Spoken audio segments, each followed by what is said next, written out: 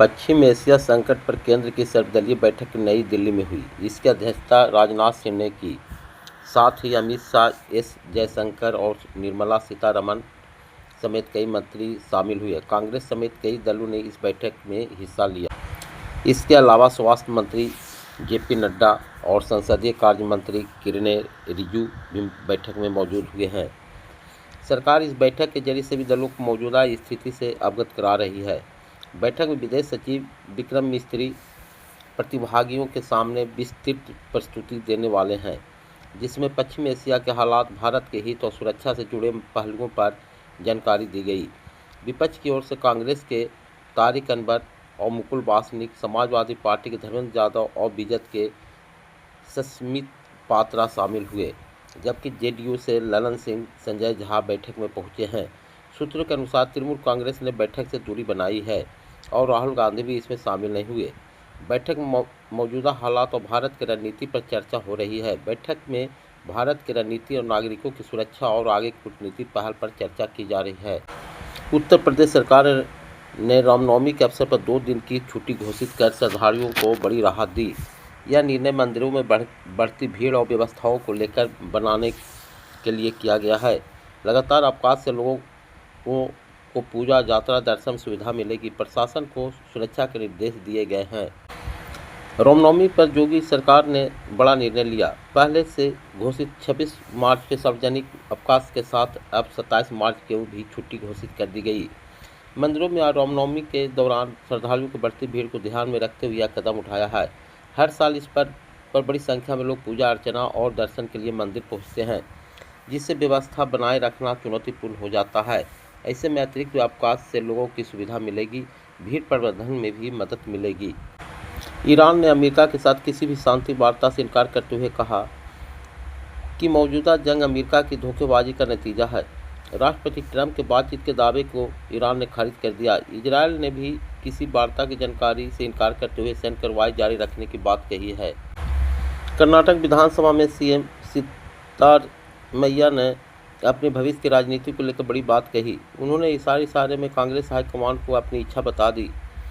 सिद्धारमैया ने भाजपा पर पलटवार करते हुए कहा कि अगर कांग्रेस हाईकमान की इजाज़त रही तो मैं अभी 2 और बजट पेश करूंगा। इलाहाबाद हाई कोर्ट ने शंकराचार्य स्वामी अभिमुक्तेश्वरानंद और अन्य की गिरफ्तारी पर रोक लगा दी है। झूसी थाने में शंकराचार्य, उनके शिष्य मुकुंदानंद समेत अन्य के खिलाफ नाबालिग बच्चों का यौन शोषण करने के मामले में कोर्ट के आदेश पर एफआईआर दर्ज की गई थी। इसके खिलाफ शंकराचार्य ने हाई कोर्ट को दरवाजा खटखटाया था। वैश्विक तनाव और ईंधन से जुड़ी चिंताओं के बीच गाड़ी चलाने की स्मार्ट आदतें, जैसे कि धीरे धीरे गति बढ़ाना, गाड़ी को बेवजह चालू न रखना, सही रखरखाव, माइलेज की अधिकतम करने और ईंधन की लागत को कम करने में मदद कर सकती है। एशिया पश्चिम में बढ़ते तनाव, वैश्विक तेल बाजार की अनिश्चितता के बीच ऊर्जा सुरक्षा फिर से चर्चा में है। प्रधानमंत्री नरेंद्र मोदी ने हाल ही में अपने संबोधन में कोरोना काल के जिक्र करते हुए कहा, मौजूदा हालात लंबे समय तक चुनौतीपूर्ण रह सकते हैं और लोगों की सतर्कता रहने की जरूरी है। अपने संबोधन के दौरान प्रधानमंत्री ने ईरान, इजरायल और अमेरिका के बीच चल रहे संघर्ष और महामारी के दौर के संकट के बीच तुलना की। उन्होंने विशेष रूप से इस बात पर जोर दिया कि कैसे दोनों ही स्थितियों में वैश्विक आपूर्ति श्रृंखलाएं, सप्लाई चेन बाधित हुई, भले इसके कारण अलग अलग रहे हों। संसदीय कार्य मंत्री किरेन रिजिजू ने बताया कि सप्ताहांत में संसद की बैठक अब नहीं होगी और रामनवमी और महावीर जयंती पर भी सत्र नहीं चलेगा। शुक्रवार को सरकार के एजेंडे को प्राथमिकता मिलेगी। वित्त विधेयक 2026 को उसी दिन राज्यसभा में पेश किया जाएगा। ईरान ने दावा किया है कि उसने अमेरिकी युद्धपोत यूएसएस अब्राहम लिंकन को मिसाइल से निशाना बनाया है। हालांकि अमेरिका ने इसकी पुष्टि नहीं की है। दोनों देशों के बीच तनाव बढ़ता जा रहा है। आइए इस पूरे मामले को विस्तार से जानते हैं, साथ ही ये भी जानने की अब्राहम लिंकन युद्धपोत कितना ताकतवर है। आईआरजीसी के प्रवक्ता ने अमेरिका को चेतावनी दी है कि जब तक वह न चाहे तब तक पुरानी स्थिति बहाल नहीं हो सकती। प्रवक्ता ने कहा कि अब क्षेत्र में अमेरिकी निवेश की कोई खबर नहीं मिलेगी। पश्चिमी एशिया में जारी संघर्ष ने दुनिया को ध्यान अपनी ओर खींचा है, लेकिन रूस यूक्रेन युद्ध की तीव्रता कम नहीं हुई है।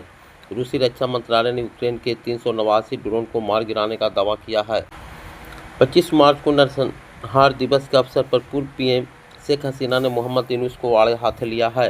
उन्होंने यूनुस पर 1971 के शहीदों के बलिदान का अपमान करने का गंभीर आरोप लगाया है। हसीना ने कहा कि जिस काली रात में पाकिस्तानी सेना ने लाखों बंगालियों का कत्लेआम किया, उस नरसंहार के दोषियों को रिहा कर राजनीति में पुनर्वासित किया गया।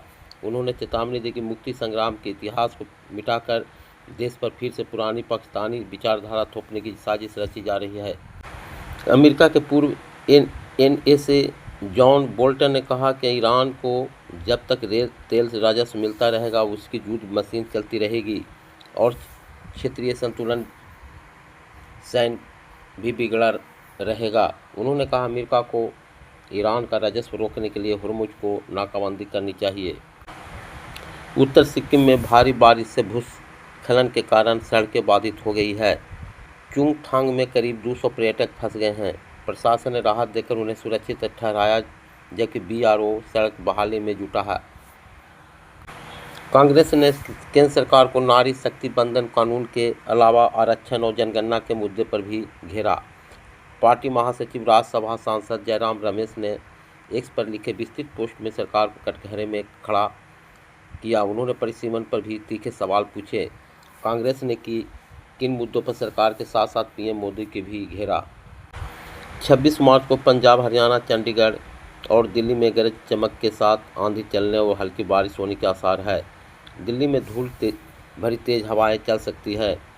28 मार्च को राजस्थान में इसी तरह का मौसम बन सकता है, जिससे दिनचर्या यातायात प्रभावित होने की आशंका है। पूर्वोत्तर भारत में चक्रवात की वजह से मौसम ज़्यादा सक्रिय है। विदेशी चंदा प्राप्त करने वाले हर एनजीओ को नामित प्राधिकारी की नियुक्ति करनी होगी। प्राधिकारी यह सुनिश्चित करेगा कि एनजीओ को जिस उद्देश्य से विदेशी चंदा मिला है, उसका खर्च उसी मद में किया जा रहा है या नहीं। प्राधिकार संपत्ति का प्रबंधन और निस्तारण करेगा। हुर्मुज जलडमरू मध्य में भारतीय जहाज़ों की उपस्थिति और भारत की ओर उनकी यात्रा की अनुमति के बारे में पूछे जाने पर ईरानी राजदूत ने कहा कि उनके पास भारतीय जहाज़ों की सटीक संख्या के बारे में जानकारी नहीं है। हालांकि उन्होंने बताया जिन मामलों की रिपोर्ट की गई है उन पर कार्रवाई की जा रही है। कुछ जहाज़ों को पहले ही सुरक्षित मार्ग मिल चुका है। पश्चिम बंगाल चुनाव में पहले पूर्व विधायक अर्ध राय प्रधान और राजवंशी नेता बंशी बर्मन बीजेपी में शामिल हो गए। दोनों नेताओं ने समीक भट्टाचार्य और शुभेंद्र अधिकारी की मौजूदगी में पार्टी का दामन थामा, जिससे उत्तर बंगाल में भाजपा को मजबूती मिलने की उम्मीद है।